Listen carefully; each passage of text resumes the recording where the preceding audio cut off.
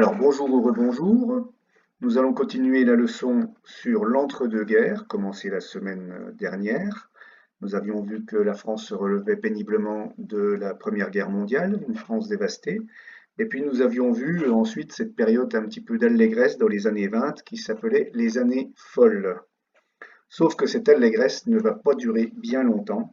On va le voir, les années 30 seront plutôt les années de la crise économique. Effectivement, en 1929, aux États-Unis, se déclare une grave crise économique.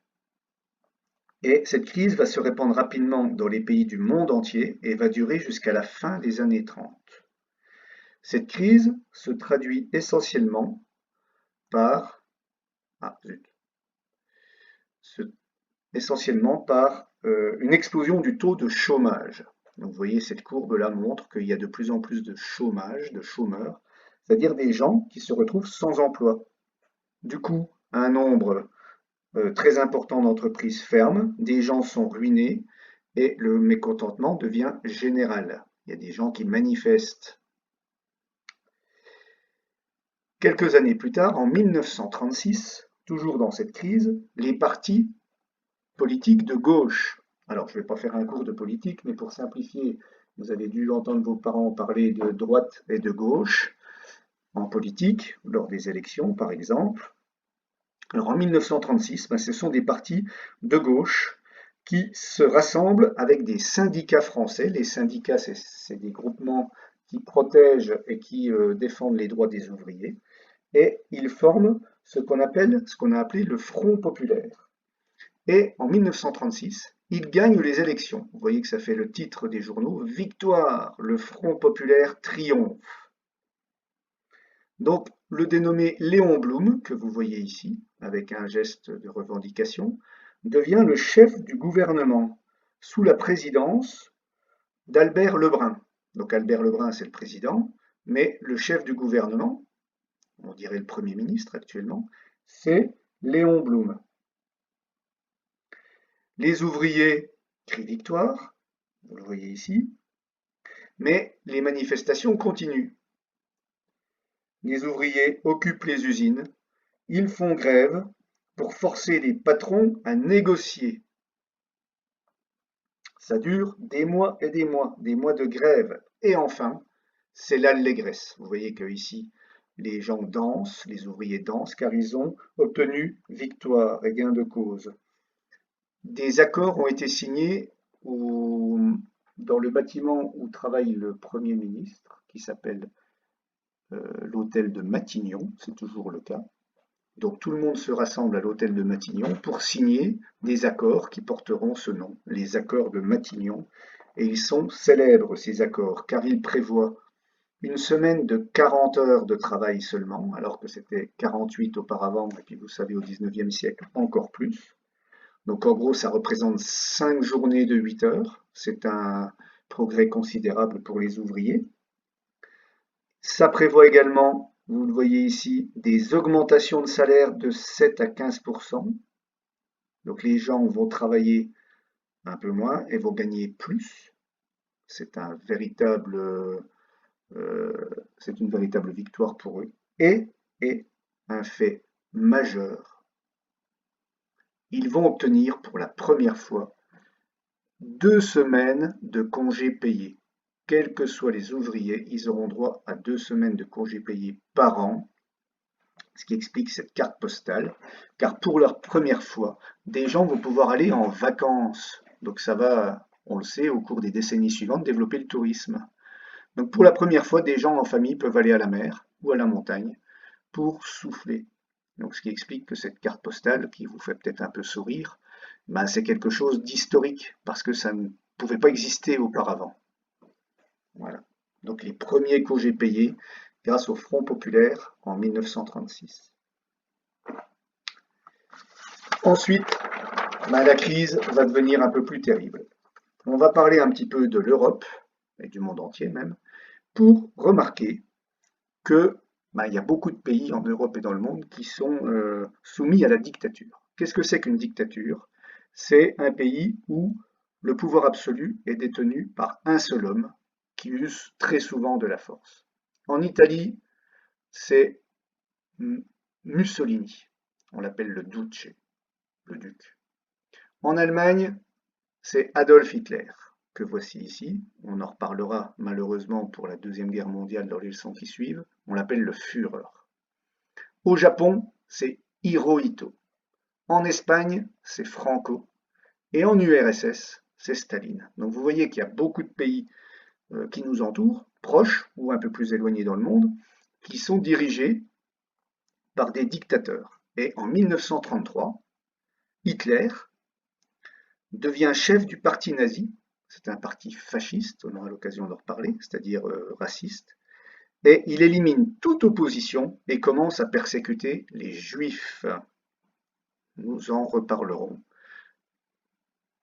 dans les leçons sur la Seconde Guerre mondiale.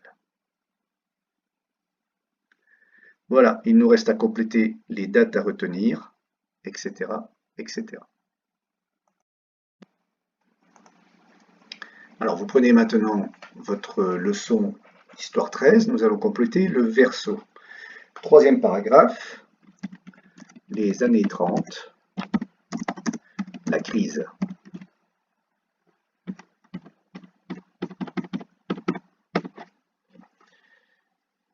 Ça commence aux États-Unis en 1929. Une grave crise économique se déclenche aux États-Unis et va se répandre en Europe avec une forte augmentation du chômage. Donc les gens sont dans la misère et manifestent contre leurs conditions de vie. En 1936, les partis de gauche et les syndicats français se regroupent en un Front populaire, c'est le nom de leur parti si vous voulez, qui va gagner les élections. Donc on voit ici l'affiche que je vous ai montrée tout à l'heure, Léon Blum, qui devient chef du gouvernement. C'est une avancée historique pour tous les ouvriers. Ils sont contents, mais néanmoins ils continuent à manifester, car tout ne va pas se faire du jour au lendemain. Il faut les pouvoirs politiques, mais il faut aussi faire céder ceux qui détiennent le pouvoir et les patrons. Après des mois de grève, les accords de Matignon. Car Matignon, c'est là où travaille le Premier ministre, donc c'est là que sont signés ces accords célèbres. Il prévoit, comme nous l'avons vu, des augmentations de salaire, ce qui va donc permettre aux gens de mieux vivre, une semaine de travail de 40 heures, donc ils vont pouvoir être moins fatigués également, et surtout, c'est historique, 2 semaines de congés payés.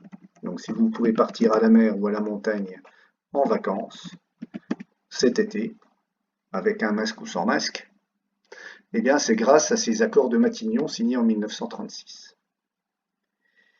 4. Alors en Europe, Hitler au pouvoir, pour vous faire comprendre que la Deuxième Guerre mondiale commence à se tramer à ce moment-là du XXe siècle. De nombreux pays d'Europe et aussi du monde sont soumis à la dictature. On mettra tout à l'heure la définition de ce mot. Dictature. Exemple, l'Espagne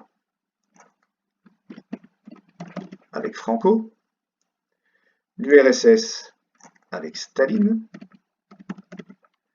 et l'Italie avec Mussolini. En 1933, un autre dictateur, tristement célèbre, Hitler, Adolf Hitler, son surnom c'est le Führer. En allemand, ça veut dire le chef suprême. Le Führer devient le chef du parti nazi, un mot dont on reparlera dans les leçons suivantes, malheureusement. Il élimine toute opposition, donc tous ceux qui ne sont pas d'accord avec lui, hop, zigouillé. Et il élimine toute opposition et commence à persécuter les juifs. Alors, les dates à retenir. 1936, vous l'avez compris, Front populaire, mené par Léon Blum. 1936, semaine de 40 heures et premier congé payé. Et enfin, une définition, une dictature, c'est le pouvoir absolu, détenu par un seul homme. Ça pourrait être aussi une femme aussi, mais l'histoire a prouvé que c'était souvent des hommes, usant souvent de la force. Ah oui, pour se faire respecter, ils font régner la terreur et n'hésitent pas à éliminer tous les opposants. Deux anecdotes un peu plus légères. Dans les années 20, on l'a vu la semaine dernière, l'américaine Josephine Baker, vous avez peut-être regardé, j'espère, la petite vidéo de cette danse qui est devenue plus courante, que vos parents dansent peut-être, le Charleston. Et enfin, en 1927, Charles Lindbergh